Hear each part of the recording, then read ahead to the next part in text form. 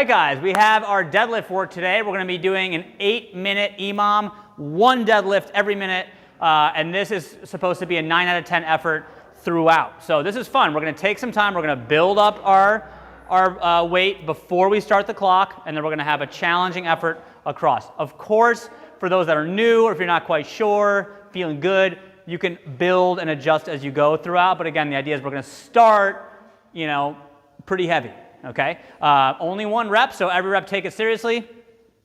Feet are going to start right under the hips. The bar is super close to the shins when you start. You reach down. For most people, they're going to switch their grip or use a hook grip because we don't want our grip to be a limiting factor. Okay, so when you switch your grip, the bar stays in your hands easier.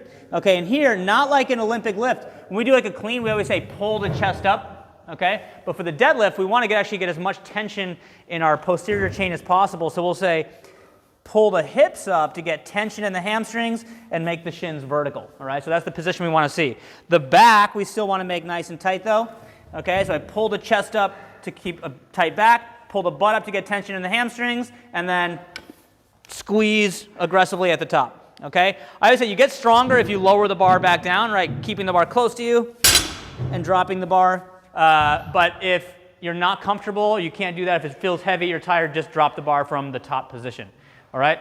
Our recommendations for deadlift always, if you do not have good position, if you have tight hamstrings and you have a rounded back at the bottom and you cannot get your back flat, then the options are to do a sumo deadlift. Okay. Still keep the knees out over the toes, but this takes some stress off the low back. Okay. A little bit more quad dominant here. Or you can start the dumbbell or the barbell on platforms, so maybe some bumper plates or boxes so that the bar starts higher, because you can't go off the ground because you're too tight. But if we start you here, you can get into a good strong position. So those are 2 common options for the deadlift. Last one I'll give you is to do maybe more than 1 rep per round or move tempo style, so moving a little slower to reinforce a good position. All right, that's our strength today. Let's talk about conditioning. All right, we got everyone's favorite kind of workout. We got a chipper today. Only 3 movements, 50 reps of each. We got 50 handstand push-ups. These will be kipping, and we'll talk about variations for that. We got 50 cals on the bike, and then finishing off with 50 dumbbell box step overs. All right, so let's talk about the handstand push-up to start. So the standard here would be a kipping handstand push-up. So you kick up, lower, drive back up from the legs. Okay. So we've got 50 reps to do, so this should be a movement you're comfortable with. You can, of course, scale down the number of reps if you want. Any type of press here is going to be good. So if you're just learning push-ups, 50 push-ups is a lot. Okay, so you can do regular push-ups, great scale. Other common scales are going to be a seated dumbbell press. So seated, moderate weight of dumbbells, again, something you could probably do like 10 in a row at least.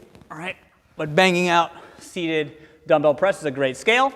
We can also do some version of the pike. So hips are high, chin is tucked, starting head between the arms, touch the top of the head, drive back to that starting position. If that's easy, you can go elevated feet. I think these are hard. These are basically like strict, but that's a way that you can scale. Again, variation or reps, all good. All right, from there we got biking for cows. Supposed to be the same number of reps, 50 or 40 for women. And then the last one will be the box step overs with dumbbells. So holding dumbbells in each arm. Main thing here, you do not have to stand up on top of every rep. So as you step up, you can stay low, rotate, and step to the other side. Okay, if you notice, what I'm trying to do is, the efficient thing here is you don't have to pick the dumbbells up very high.